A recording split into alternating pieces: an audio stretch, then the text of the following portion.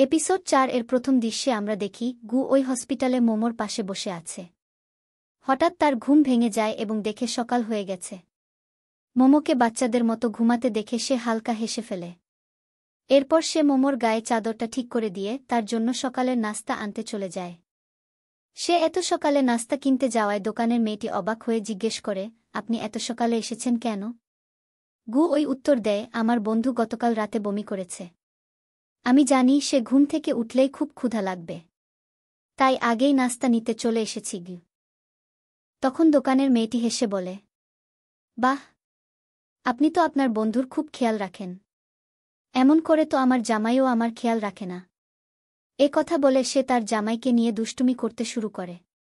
তাদের কথা শুনে গু ওইও হালকা হেসে ফেলে। এই সময় গু ওইয়ের ফোনে ফুপেইয়ের কল আসে। ফুপেই জিজ্ঞেস করে, তুমি কি তোমার স্পোর্টস শ্যুটা আজকের ম্যাচের জন্য আমাকে দিতে পারবে? গু ওই জবাবে বলে, না, আমি এখন হাসপাতালে। ফুপেই অবাক হয়ে বলে, কেন? তুমি ঠিক আছো? কি হয়েছে তোমার? গু ওই শান্তভাবে উত্তর দেয়, আমি ঠিক আছি। সিতুমো অসুস্থ।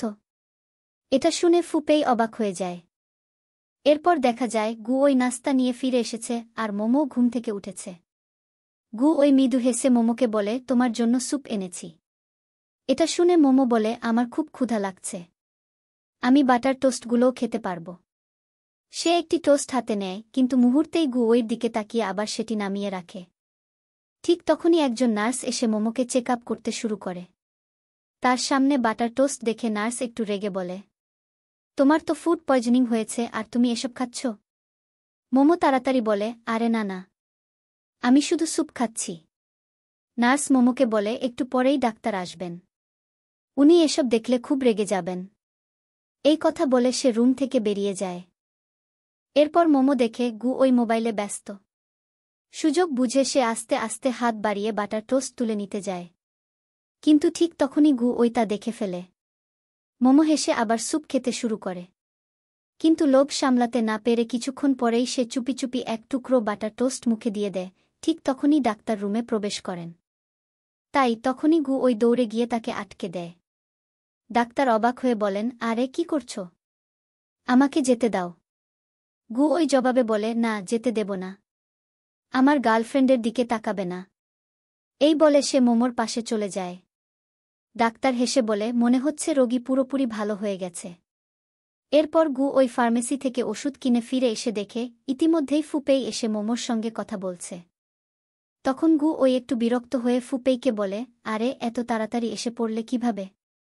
এই কথা শুনে ফুপেই ফ্ল্যাশব্যাকে চলে যায় আর মনে পড়ে কত কষ্ট করে ট্যাক্সি নষ্ট হয়ে যাওয়ার পর স্কুটি নিয়ে অর্ধেক তারপর শেষমেশ দৌড়ে বাস ধরতে হয়েছে তাকে, তবু ও সে হাসপাতালে এসেছে।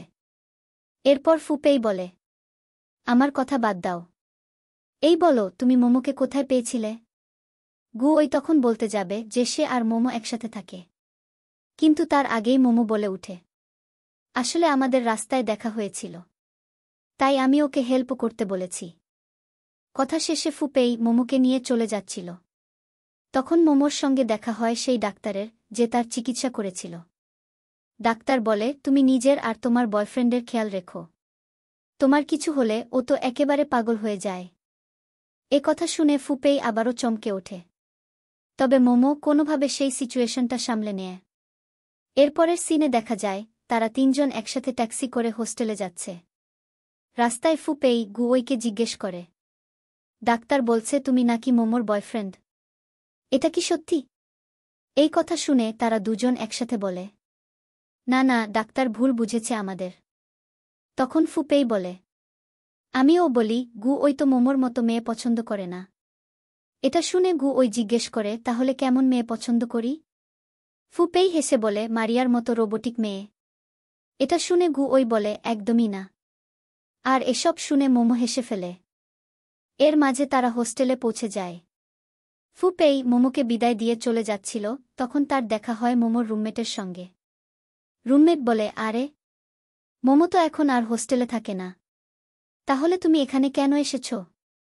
এটা শুনে ফুপেই প্রথমে অবাক হয়ে যায়। তবুও সে কিছু বুঝতে দেয় না। কিন্তু মনে মনে ভাবতে থাকে, মোমো যদি এখানে না থাকে, তাহলে সে কোথায় থাকে? এরপর দেখা যায় গু ওই ব্যাগ গুছাচ্ছে। ঠিক তখনই মোমো তাকে মেসেজ পাঠায়, তোমার বাসার চাবিটা দাও, আমি সবকিছু নিয়ে হোস্টেলে ফিরে আসব।